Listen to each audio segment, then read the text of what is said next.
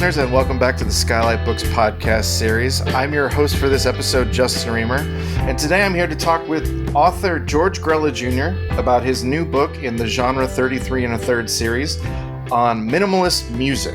We've had some authors in this series on before. We talked with the author Plunderphonics, 20th Century Ambient, so hopefully you enjoyed those episodes and you're going to enjoy this one. I talked with George before the episode about reading an excerpt to sort of set the tone, give you a flavor of the book. So George, go right ahead. All right, thank you, Justin.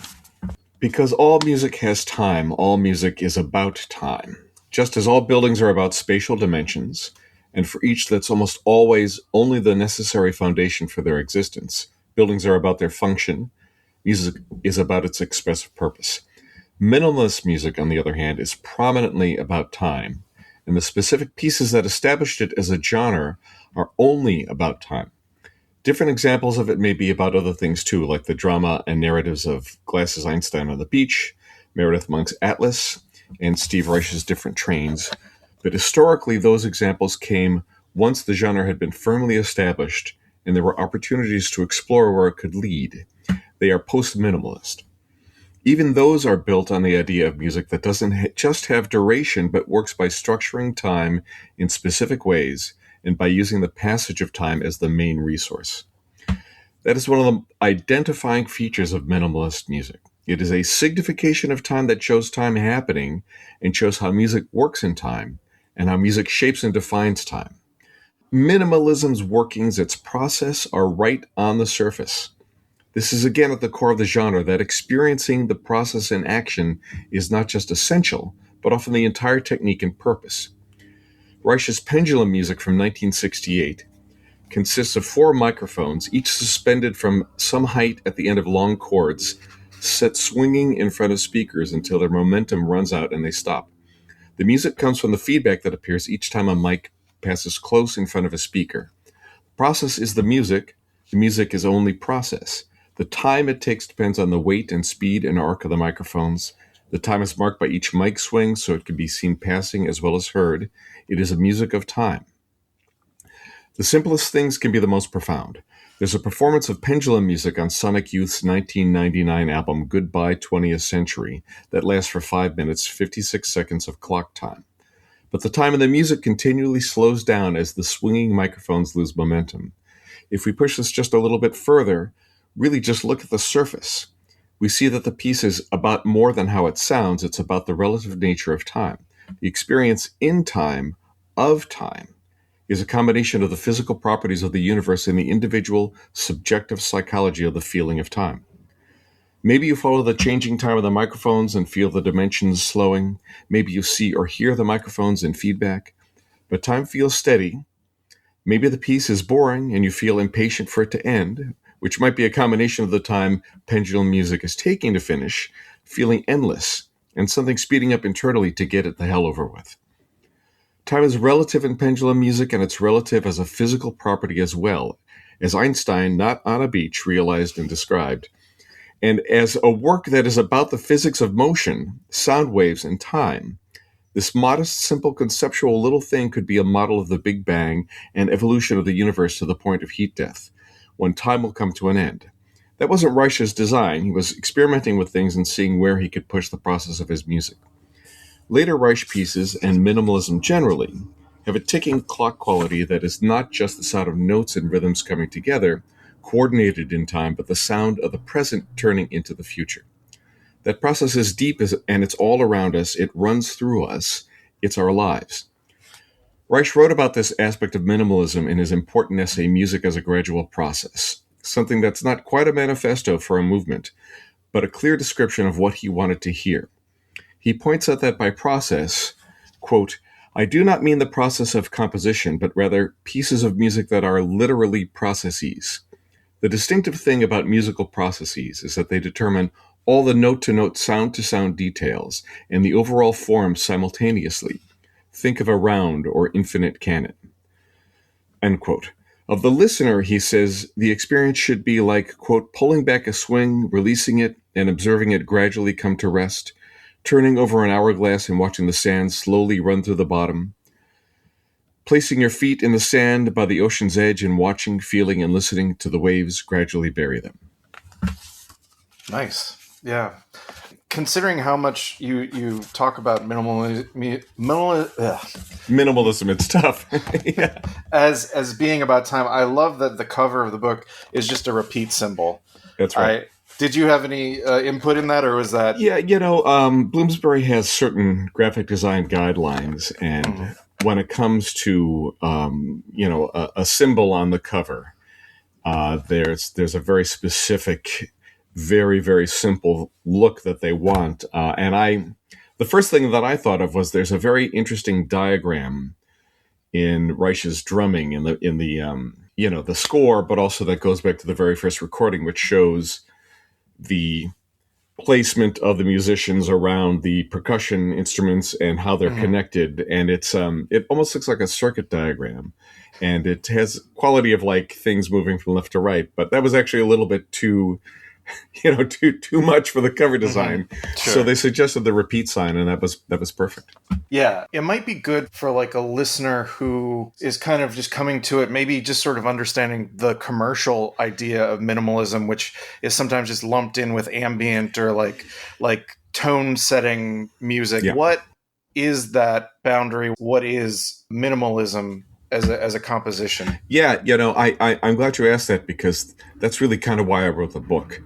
Yeah. Which is that reading all the other writing on minimalism, which is all very good. There is nothing bad out there, but it lumped together, this music from Reich and Glass, which it's very clear how it sounds and what it does, especially with Lamont Young.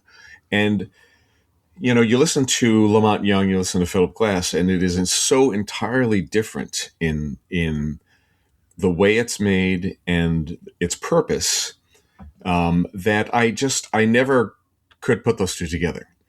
Why is Young, and I mean this also to be clear that this is not I'm not setting one type of music as better than another type. It's more, we honor the music most fully by seeing what it is, and Young's drone compositions and his idea of timelessness, of giving a performance where you lose time inside that performance, where he's taking you outside of that experience for philosophical and spiritual reasons. And Glass or Reich, who are showing you this is how time gets us from one note to the next. They're not the same. Yeah. And so it made sense to me to call what Lamont Young does, or early Morton Feldman, minimal music. Music that uses minimal materials against minimalist music, which is that process of working with time. And then also that is in just the way we use language. It's easy to see that you can use minimal materials and get a maximalist duration, or you can use minimalist process and also get to a maximal duration. You can have three things and stretch them out in various ways for 5 hours. These aren't contradictions. Yeah. I kind of want to I finished the book fairly earlier this morning, and there's still one question that sort of nags at me, and I feel like you do explain it, but I'm still a little puzzled by what the boundary is between minimalism and post-minimalism, especially because you say the first post-minimalists are the people that are minimalists. So yeah, I mean, that's a good question, and of course it's one of those questions that doesn't really have an answer. There's no. I mean, music is on a continuum in style and in time, and so there's no strict boundaries there. Everything is blurry. But I think that if you really look at that very specific process music, that Reich is talking about, that's in his pendulum music or his piece Drumming, and Glass, his music in changing parts, where they're just kind of working this technique through as far as they possibly can. That's the center of it, I think, and also the first, the first stage in the whole process. And then when Reich himself like he says, I spent 8 years without changing keys, and then when he makes a piece where there's a second chord, yeah, maybe that is the dividing line between the most hardcore part and then the part where they're taking that technique and working it into, a different idea of a piece going from beginning to end, or especially with Glass, his music in 12 parts, it's more like, well, I've figured out how this technique works, and now let me use chords and counterpoint and express something with it. So those are minimalist pieces. They're important. They're at the center of everything. But also I think that you could say that post-minimalism begins there because now it's a technique to incorporate into other composing, if that makes sense.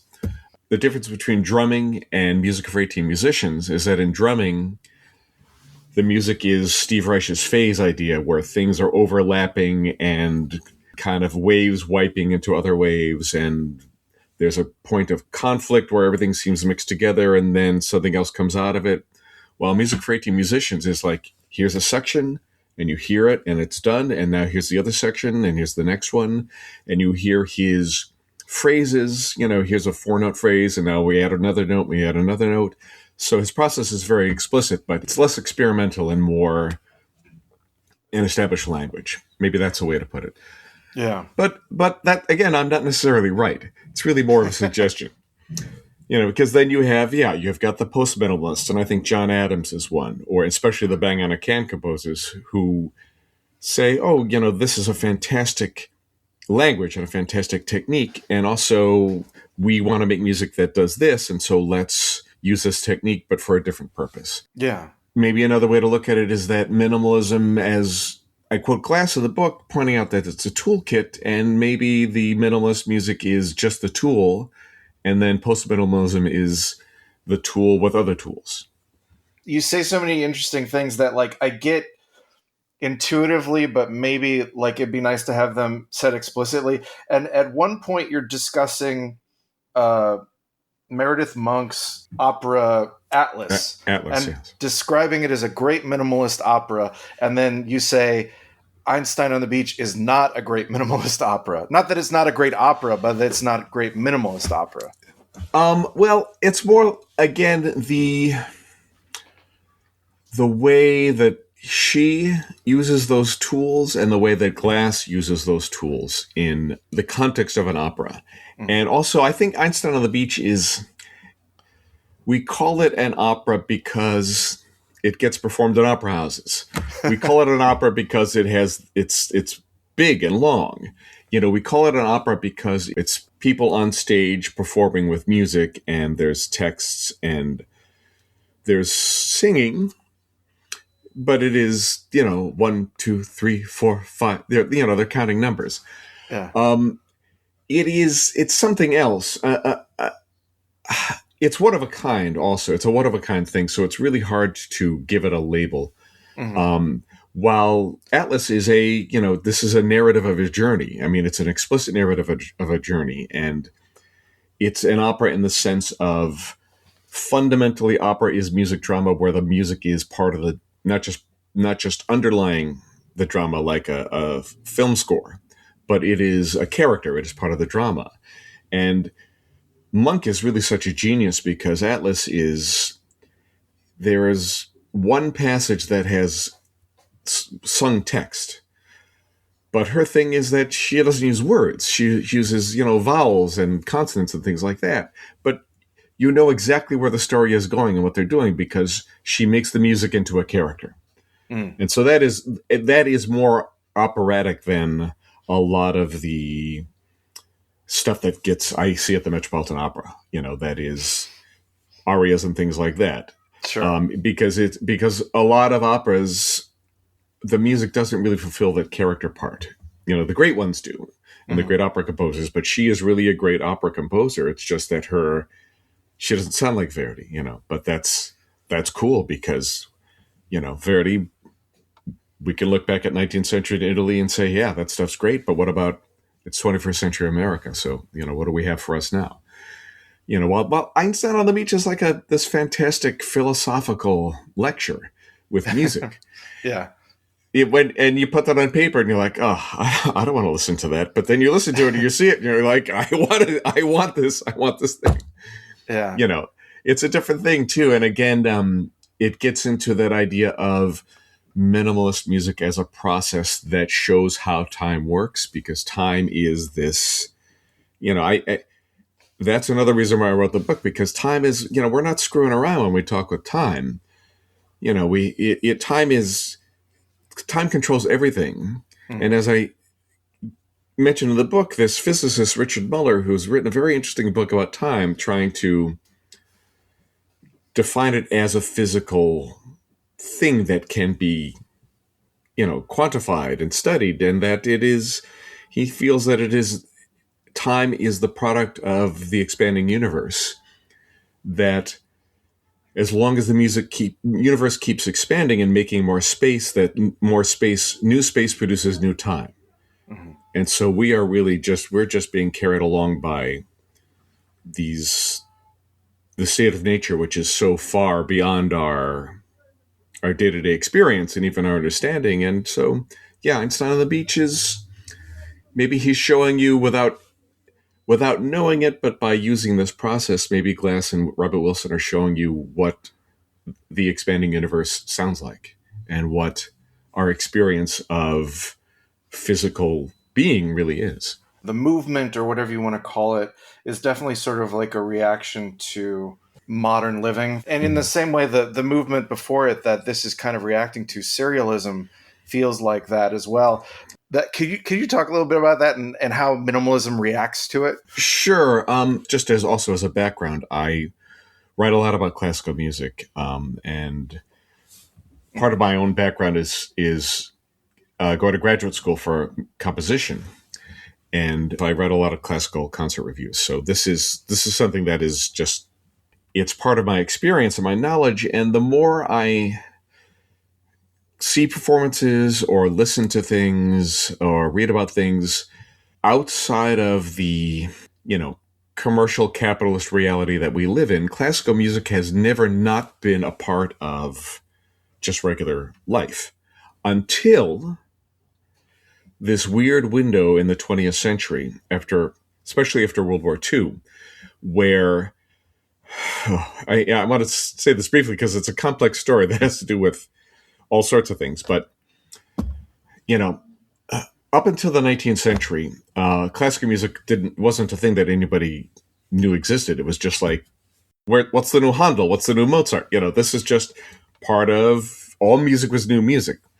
And also classical music, the people making it, the composers, they were also, they heard the marching bands in the streets. They heard popular tunes.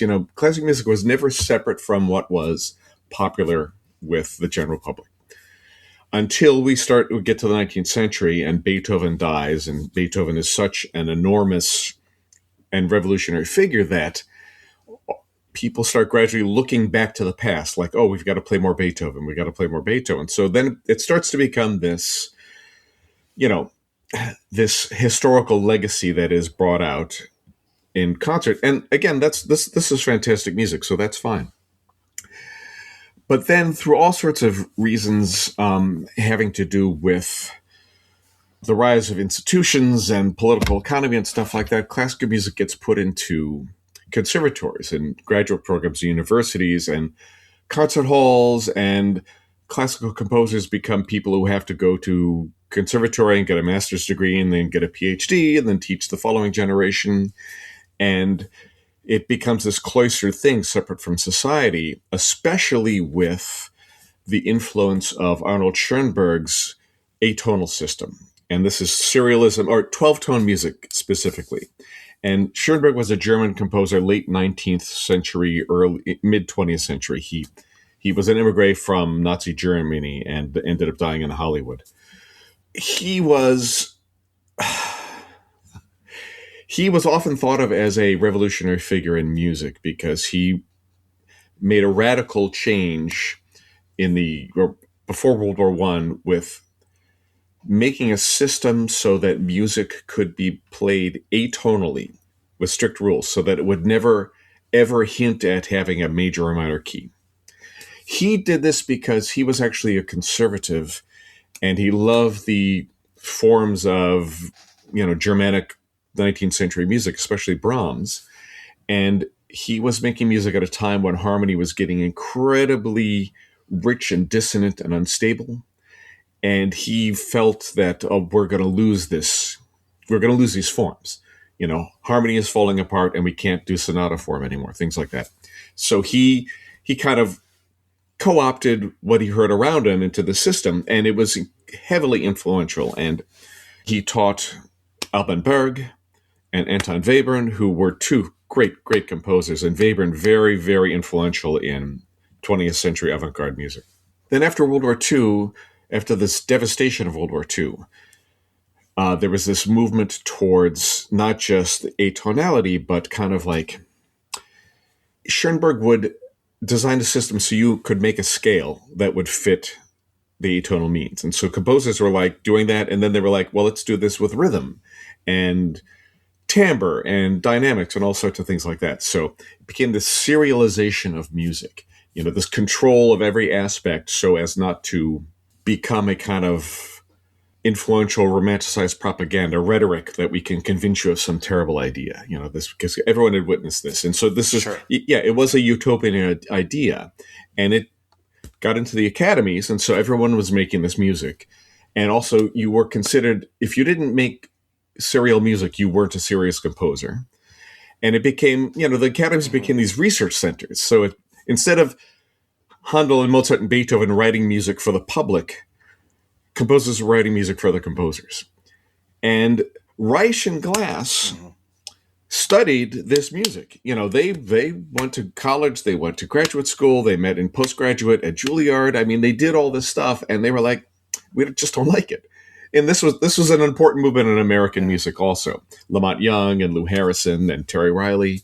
But they were like, this is not for us. So they didn't end up teaching in the academies. They went out and started to make their music and put it, they shared musicians, and they had a moving company together because they were like, the music we want to make and say things with it. And also they were in the public. Yeah. And so that was, I didn't know that Glass was a cab driver. Yeah. And there's a famous anecdote that the art critic Robert Hughes gives of he had a plumbing problem, and he called up the plumber, and they sent over Glass as an apprentice plumber, and they sent over Glass. And he said, you're Philip Glass, what are you doing here? You should be writing music. And Glass essentially was like, look, I gotta have a job, so just let me get to work. Right.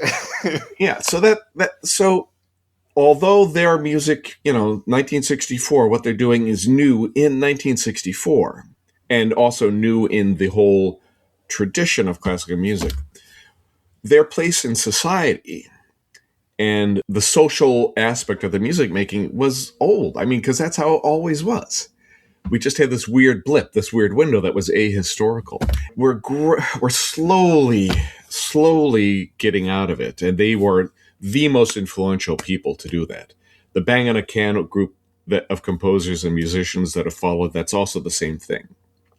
I hear a lot of new composition from, composers who went to all the music schools, and it's still very heavily a research project, a different aesthetic, but it's sort of like I read academic musicology too, and you read those books and they're full of citations of other people's works, and the compositions sound that way too. They're like this, you can hear, so-and-so in that passage, and you can hear this, that's Debussy in that passage, and things like that. So it's very skillfully made, but it's still not quite getting its way out into the public. Yeah. What was the name of the article that you had mentioned about serialism? What was the headline they chose? Was who cares if you listen? Something like that? Yeah, this is a notorious article. Milton Babbitt was a really very fine American composer, but he was also one of and really very fine. His work's fantastic. But he was very much a research composer and recognized this. And he wrote an article for a hi-fi magazine that he called the composer a specialist, because the article was about, now composers like me, we are specialists. We are writing for other composers. Our work is research. Fair enough. But hi-fi magazine put that notorious title on it, Who Cares If You Listen? Because, yeah, there you go. Because he never once says, like, I do not care if you listen to my music or not. He was mainly saying, this is what the work is now. Yeah. The main composers you feature in the book are Steve Reich, Philip Glass. You have the nice section on Meredith Monk, which she's wonderful. Can you talk a little bit more about her? Because I know just a sliver of her work, and everything you described is so fascinating to me. Well, the main thing I would first say is that just listen to her music, because it is so incredibly beautiful. But not in a, it's not meant to like the audio wallpaper kind of beauty. It's just, it's comforting because it's so incredibly humane. Mm-hmm. She communicates with the simplest means, and again, with her voice and no words, because when she was young, her mother sent her to this Delcroix Eurythmics class, which is a fascinating way of teaching music, and that's still around, to people of any ages, where your music making is connected directly to playing an instrument and also movement. If you're in a Eurythmics class, you sing while you move while you play. You're doing all these things together. It's all integrated. And so her, at a very early age, she realized, well, this is just all comes out of the body, and this is and it's so natural that it comes out of the body. There's no differentiation between playing an instrument and making music or singing. This is what we do. And she just has, that doesn't, she's got the musical gift too, and the mind to like distill everything down to the most essential elements, using repetition, using repeated patterns, but also the fundamental harmonies and counterpoint. And everything for her is song. I mean, if she's, if things come in three, if the classical era was Haydn, Mozart, Beethoven, and then the second Viennese school was Schoenberg, Berg, Webern, then I think now we've got Reich, Glass, and Monk. Reich is like Haydn, where everything is just like these forms are so precise, and you're like, wow, listen to the way that just works together, and there's this kind of brightness, and he's not telling you how to feel. He's like, it's up to you. Just enjoy how everything fits together, and you make up your own mind about it. Mm-hmm. Well, Glass is very much that kind of 19th century expressionist. Like, I have this emotional content for you to experience. And again, you make up your own mind, but he is very much like, this comes out of my inner life, and I'm expressing it to you. And that, that's the Beethovenian idea, the personality. And Monk is Mozart, because Mozart loved singing above all else, and all his music kind of aspires to song.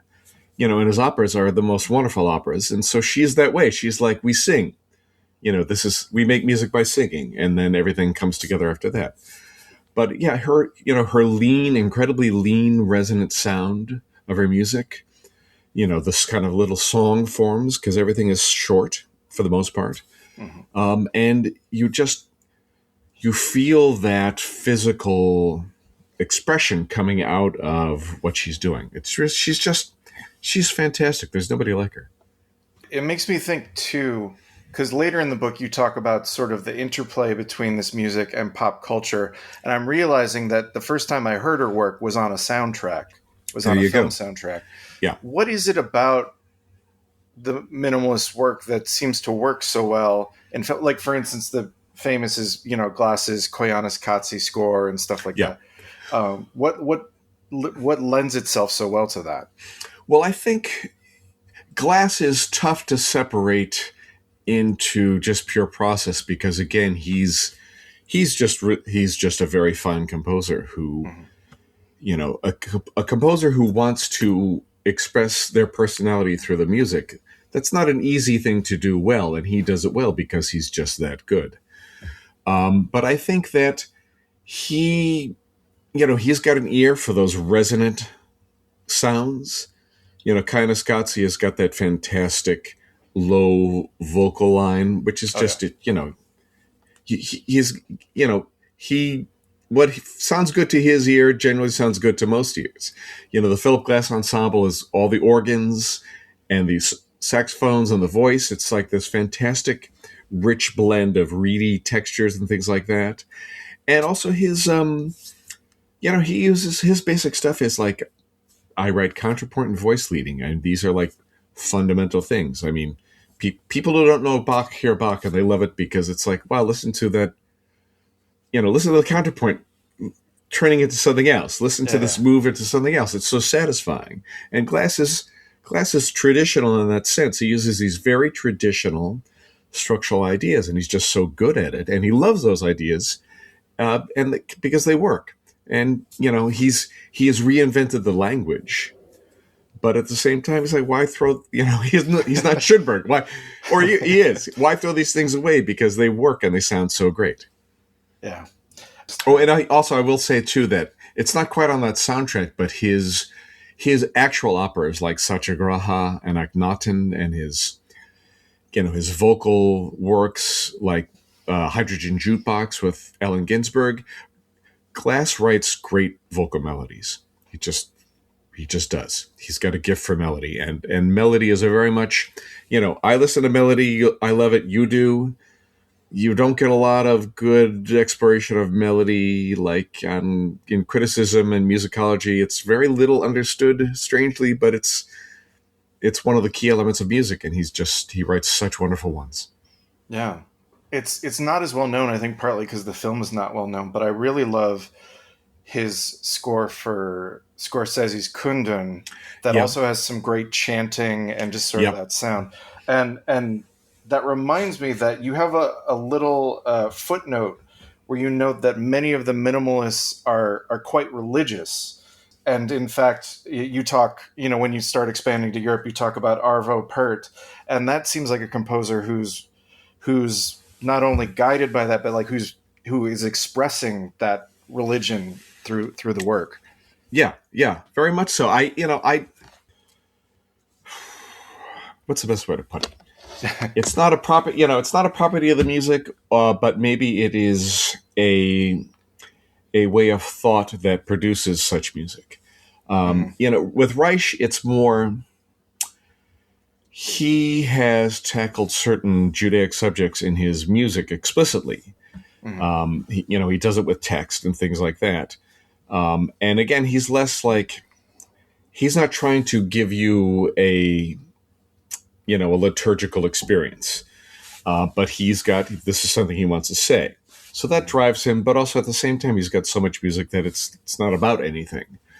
But yeah, Päert's also kind of, he's a specific outlier because his social context is so different, because he was a dissident artist in the Soviet Union. Mm-hmm. He was an accepted composer in the Soviet practice. You had to be a certain kind of artist to get support, etc. Mm-hmm. But he, like Reich and Glass with serialism, he was dissatisfied with writing music this way that was the approved way, and his religious feelings moved him toward Orthodox Christianity, and also with a very, very strong mystical component. And so he was just personally driven to write this music and invent this technique, and that made him an artistic outcast. His success came through that ECM album, which was really the first time the West, except for a few cognoscenti, knew about his music, and it's just, it had such an enormous impact.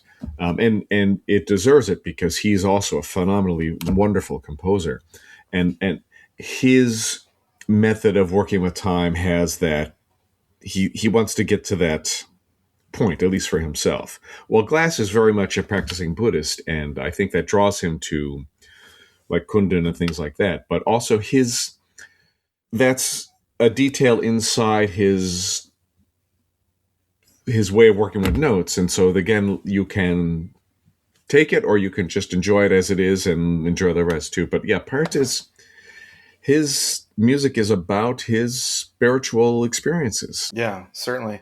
And it's interesting too, thinking about, again, returning to sort of like the presence in like media and stuff. You talk about it being on Ted Lasso, because I think even Yeah. that is like distilled down, because I don't remember, it might have been Gus Van Sant's Jerry or something like. So like it was in maybe an indie film, and then like somehow it filters down to then it's on Ted Lasso or something like. Yeah. And I have to say, totally out of place on that show. But the producers, the director, the music coordinators have heard the stuff, and they're like, it appeals to them, so they think it fits in. So that is that's new music, that's new classical music that they're putting into the visual media. But to me, the thing is that glass has appeared one or another on The Simpsons, like almost a half a dozen times. Because if you're on The Simpsons is the foremost chronicle of American popular culture over the past 35 years. Yeah. So if you're on The Simpsons, you've made it, man. You are like Miles Davis. That you're part of the fabric of American culture. Yeah. Well, this is a side thing, just because you did mention Miles Davis. I was curious what the process of coming back. Yeah, I mean, it's not the main feed 33 1/3 series, but you did write the 33 1/3 on Bitches Brew. Yeah. What made you decide to come back for this topic? It's mainly that I had this idea kicking around in my head for several years, and then I can't even remember how this came about, but I saw that they were having another open call for book proposals, and I was like, this idea is ready. Let me just write it out and send it to them. Nice. I type fast, but I think slow. So sure. That Bitches Brew book was the result of thinking about one thing for 10 years. So it's sure. You gotta give me time to figure it out. Yeah. And now that you've explained that, that you have that history in studying composition, like that explains a lot of that book and certainly this book as well. But I'm curious too, because you, in both of them, you sort of have long, they're not addendums, but they're kind of addendums where you talk about the recordings of both in the sort of like extreme detail. Like, how important are recordings to you, just even as like an enjoyer and a listener? Well, for the Bitches Brew book, it's about a recorded album, so you can't get around that. But for the Minimalist Music book, I actually wrestled with writing more about post-minimalist music, but I realized that you have a limited number of words. You have a word count that you have to deal with, and that's an enormous field. And also that we're in another ahistorical era, but an interesting one, of the recorded music era. Mm-hmm. Up until the late 19th century, if you wanted to hear music played, you went to a concert. If you wanted to hear something new played, you went to a concert. If you were out and about and you heard somebody playing, you heard music. If you heard the local regiment in Bavaria is marching through the city square and they're playing music. So that's how you went to someone's home and they had a music room and they played Schubert sonatas or violin and somebody sang. I mean, that was the social context for hearing music. And now we've had this, we have radio and recordings, and so we listen in a different way. It's not a worse or better way, but a different way. And we can actually hear revolutions in music happening through recordings without ever having to find the thing. Unless you live in I live in Brooklyn, so it's not hard to hear and find people pressing the edges of stuff that's happening all the time. But unless you lived in, a big city or a place with a music school, you weren't going to hear live performances of Steve Reich or Glass or Meredith Monk or even Arvo Pärt. So how did you hear this music? How did you experience it? Well, you heard it on the radio. You heard it as a bumper. You heard it. You went to the Koyaanisqatsi. Homer Simpson comes home and says, "Marge, I got tickets for an evening of Philip Glass. Just an evening."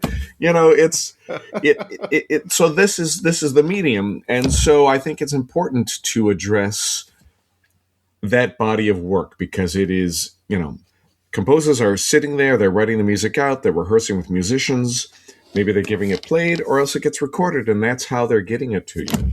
So that's the most frequent experience for listeners, and it's good that there's an accumulation of albums, and also the albums have helped to, and this is happening as right now, the albums have helped other musicians hear this music and then play it back. And that is really, I cannot express how fundamentally important that is. That is how music that is at first avant-garde music becomes repertoire music.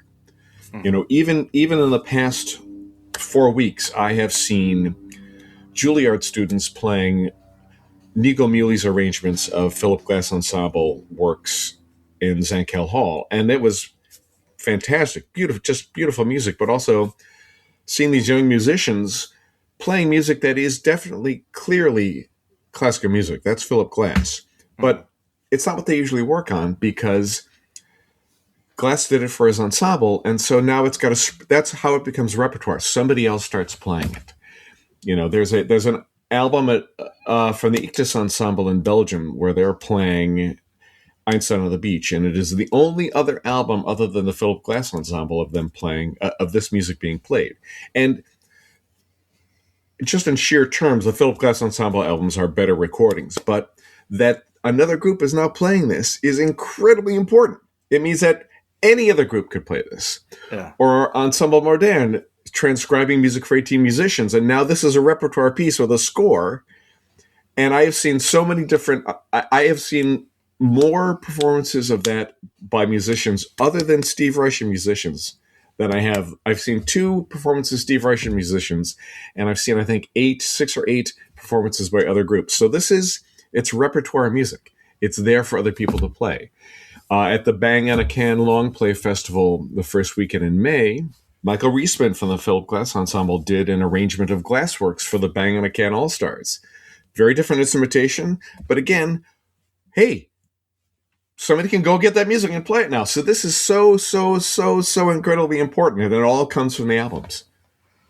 Yeah. I will say, because of the way the book is laid out, it does feel like your annotated discography, as it's called, might just be a supplement. But I think it's an essential part of your book. It's an essential part, yeah. And anyone who checks it out, I really hope gets into that, because the excitement you've just expressed right now, you are expressing on the page when talking about those albums. So thank you. I'm glad it came through. Yeah, because I'm trying not to be so much of a collector.